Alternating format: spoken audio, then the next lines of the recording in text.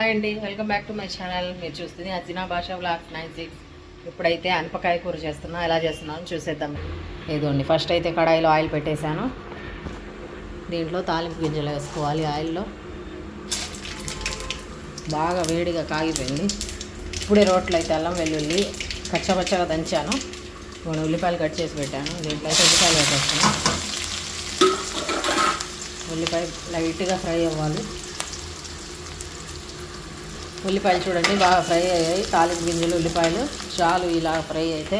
ఇదిగోండి, అనపకాయ బాగా వలిచి కట్ చేసి పెట్టాను. శుభ్రంగా కడిగేసి అల్లం వెల్లుల్లి పేస్ట్ లాగా లేకుండా పచ్చగా అయితే దంచాను రోట్లో. ఇదిగోండి ఇలాగా ఫ్రెష్గా అప్పుడప్పుడు ఇట్లా వేసుకుంటే చాలా బాగుంటుంది. ఈ అనపకాయ కూర ఎలా చేస్తున్నాను తెలుసా? నేను పచ్చిమిర్చితో చేస్తున్నాను. ఉప్పు పచ్చిమిర్చి వేసి, కారం వేయట్లేదు అసలు.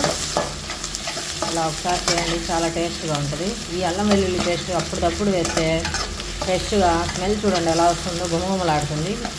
కర్రీ కూడా అలాగే ఉంటుంది. మనం ఫ్రిడ్జ్లో పెట్టుకొని 2 రోజులు 3 రోజులు వాడుకుంటే బాగోదు. అప్పుడప్పుడు మిక్సీ పట్టుకొని అయినా వేసుకోవచ్చు. ఇది కొద్దిగా పచ్చివాసన పోయే వరకు వేపుకోవాలి అల్లం వెల్లుల్లి పేస్ట్. అప్పుడే తెంపుకొచ్చిన కరివేపాకు, ఫ్రెష్ కరివేపాకు అయితే వేస్తున్నా. కొద్దిగా చిటపట్లాడుతుంది కరివేపాకు. ఇప్పుడైతే పచ్చిమిర్చి వేస్తున్నా. కట్ చేశాను. ఒక 6-7 ఉంటాయి పచ్చిమిర్చి. మనం తినే కారాన్ని బట్టి వేసుకోవచ్చు పచ్చిమిర్చి. మరీ ఎక్కువ అనేసి నేనైతే లైట్గా వేసాను, మరీ ఎక్కువ లేకుండా. ఇది కొద్దిగా సన్న మంట మీద ఫ్రై అవ్వాలి. పచ్చిమిర్చి ఫ్రై అవుతుంది. ఘాటు భలే వస్తుంది. మిరగాయలు ఇంకా వానాకాలం వచ్చేసింది కదా, పచ్చిమిర్చి భలే ఘాటు ఉంటుంది. మొన్నదాకా ఎండాకాలం అసలు ఘాటే లేదు పచ్చిమిర్చి. ఇదిగోండి అనపకాయ అయితే వేస్తున్నా. దీంట్లో అయితే వాటర్ వేస్తే పని లేదు ఎక్కువ. అనపకాయలోనే ఆల్రెడీ వాటర్ ఉంటుంది. అనపకాయ అంటే మీకు తెలుసా? సొరకాయ అండి. సొరకాయ అని కూడా అంటారు, అనపకాయ అంటారు. ఇది బాగా సన్న మంట మీద మగ్గనివ్వాలి. బాగా కలుపుకొని ఫస్ట్ అయితే ఉప్పు వేసేద్దాం. కొద్దిగా మగ్గుతుంటుంది. ఉప్పు వేస్తే కర్రీ ఏదైనా తొందరగా మగ్గిద్ది. ఇదిగోండి ఉప్పు, కొద్దిగా అయితే పసుపు,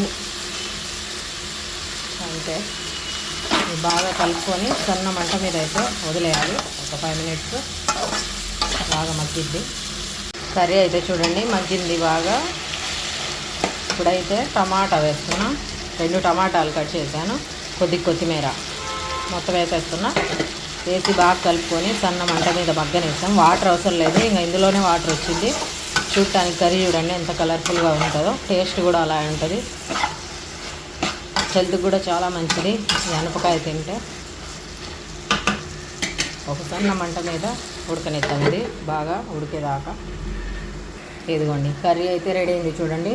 నేనైతే వాటర్ వేయలేదు, దీంట్లోనే వాటర్ ఎంత వచ్చింది. టమాటాలోది అనపకాయలోది వాటర్ సన్న మంట మీద కాబట్టి. ఇదిగోండి లాస్ట్లో ధనియాల పొడి వేస్తున్నా. ధనియాల పొడి వేసేసి ఒక్క 5 మినిట్స్ అలా పెట్టేసి స్టవ్ ఆపేయాలి. అంతేనండి, కర్రీ అయితే రెడీ అయిపోద్ది. మీరు ఒకసారి ఇలా ట్రై చేయండి. ఎలా ఉందో కామెంట్ చేయండి. ప్లీజ్ లైక్ చేయండి, షేర్ చేయండి, సబ్స్క్రైబ్ చేసుకోండి. ఓకే బాయ్ అండి. సూపర్. ఇదిగోండి వేడి రైస్ కర్రీ రెడీ. ఓకేనా, మేమైతే తింటున్నాం. బాయ్.